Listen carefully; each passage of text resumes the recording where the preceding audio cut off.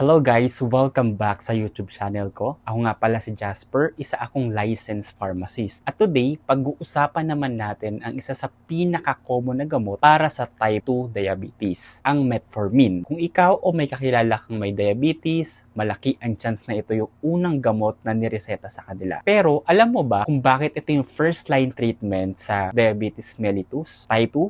Paano ba talaga nito pinapababa ang blood sugar at bakit madalas sumasakit ang tiyan kapag nagsisimula ka palang uminom nito? So sa vlog natin ngayon, pag-uusapan natin kung ano yung metformin, paano ito gumagana, sino yung pwede at hindi pwedeng uminom nito, ano yung mga side effects at paano ito gamitin ng ligtas at effective. Guys, before tayo magpatuloy, make sure na tapusin nyo tong video na to kasi sigurado ako na marami kayong matututunan dito. Huwag nyo rin kalimutan na mag-subscribe at i-click ang notification bell icon para maging updated kayo sa mga future video uploads ko. And disclaimer lang, this vlog is for educational and informational purposes only. Hindi ito pamalit sa professional na payo, diagnosis o gamutan ng isang licensed doctor. Iba-iba kasi yung condition ng bawat tao, kaya mas maganda pa ring magpatingin sa professional or licensed doctor para sa tamang medical advice. Ang metformin ay prescription medication, kaya huwag mag-self-medicate at laging kumonsulta sa doktor bago simulan o baguhin ang dose. Ngayon, ano nga ba yung metformin? Ang metformin ay isang oral anti-diabetic medication na kabilang sa class na tinatawag na biguanides. Ito ang pinaka-recommended na first-line treatment para sa type 2 na diabetes sa maraming international guidelines dahil sa effectiveness, safety profile, at affordability nito. Available ito sa regular tablets tulad ng 500 mg,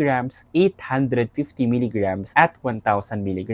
At mayroon ding extended release version o XR na mas gentle sa tiyan. Karaniwan, iniinom ito once or twice daily depende sa prescription at blood sugar levels ng pasyente. Para mas maintindihan kung paano ito gumagana, kailangan muna nating maintindihan kung ano yung problema sa type 2 diabetes. Sa type 2 diabetes, mataas ang blood sugar dahil may insulin resistance. Ibig sabihin, kahit may insulin ng katawan, hindi ito gaanong effective sa pagpasok ng glucose sa cells. Ngayon, paano tumutulong ang metformin? Una, pinapababa nito ang glucose production sa atay. Ang atay natin ay gumagawa ng glucose lalo na kapag fasting at sa mga diabetic patients. Sobra ang glucose production. Ang metformin ay nagre-reduce yan ng hepatic glucose output. Kaya bumababa ang fasting blood sugar. Pangalawa, pinapaganda nito ang insulin sensitivity. Ginagawang mas responsive ang muscles at fat cells sa insulin, kaya mas maraming glucose ang pumapasok sa cells imbes na manatili sa dugo. Pangatlo, may minor effect din ito sa glucose absorption sa bituka. At isa pang magandang bagay, hindi ito nakakataba. Unlike some anti-diabetic medications, ang metformin ay weight neutral at minsan nagdudulot pa nga ng mild weight loss. Kaya ito ang preferred lalo na sa mga overweight patients. Ginagamit ang metformin primarily para sa type 2 diabetes mellitus. Sa ilang cases, ginagamit din ito sa pre-diabetes para maiwasan ang progression sa full-blown diabetes, lalo na kung may mataas na risk factors ang pasyente. Ginagamit din ito off-label sa mga may polycystic ovary syndrome o PCOS para ma-improve ang insulin sensitivity at menstrual regularity. Madalas, sinisimulan mag-isa yung medication na to, pero kapag hindi sapat yung effect niya, maaaring isabay siya sa ibang anti-diabetic medications tulad ng insulin o iba pang oral agents. Sino nga ba yung mga pwedeng uminom ng metformin? Karaniwan, ito ay para sa may mga diagnosed na type 2 diabetes, may insulin resistance o selected pre-diabetes cases. Pero hindi lahat ay pwedeng uminom nito. Hindi rin ito recommended sa may mga may severe kidney dysfunction, lalo na kung mababa ang eGFR. Hindi rin ito para sa may mga severe liver disease, acute metabolic acidosis, diabetic ketoacidosis o matinding dehydration. Mahalaga na i-inform niyo yung doctor nyo kung meron kayong kidney problems dahil dito magiging delikado ang paggamit ng metformin kapag hindi maayos ang kidney function. Pagdating naman sa side effects, ang pinaka-common ay gastrointestinal issues. Maraming patients ang nakakaranas ng nausea or yung pagduwal,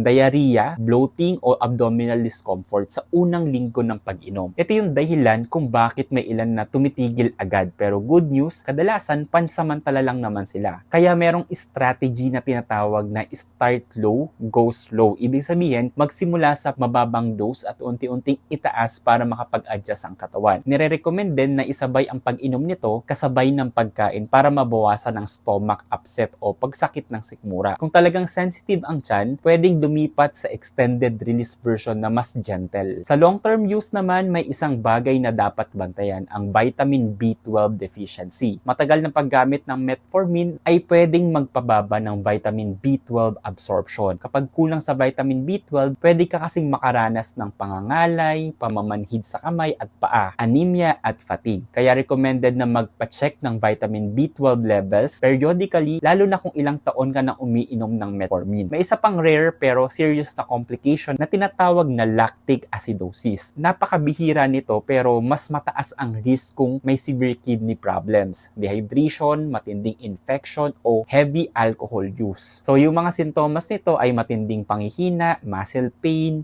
hirap huminga at severe abdominal pain. Kapag may mga ganitong sintomas, emergency na siya at kailangan agad ng medical attention. Pagdating sa alcohol, dapat mag-ingat. Excess alcohol intake ay pwedeng magpataas ng risk ng lactic acidosis at liver stress. Kung iinom ka man, dapat moderate at may guidance ng doktor. May mga pagkakataon din na kailangan itigil pansamantala ang metformin. Like for example, bago sumailalim sa CT scan na may contrast dye dahil pwedeng makaapekto ito sa kidney function. Very important rin yung lifestyle changes habang umiinom ng metformin. Tandaan, hindi ito magic pill. Kailangan pa rin ng balanced diet na low in refined sugars at controlled carbohydrates. High fiber foods ay makakatulong sa blood sugar stability. Regular exercise tulad ng brisk walking, ng cycling o light strength training ay nagpapaganda ng insulin sensitivity. Siyempre, kapag pinagsama mo yung metformin as prescribed at healthy lifestyle, mas maganda yung blood sugar control or yung magiging epekto nito sa katawan mo. So let's say for example, may 45-year-old na patient na may fasting blood sugar na 180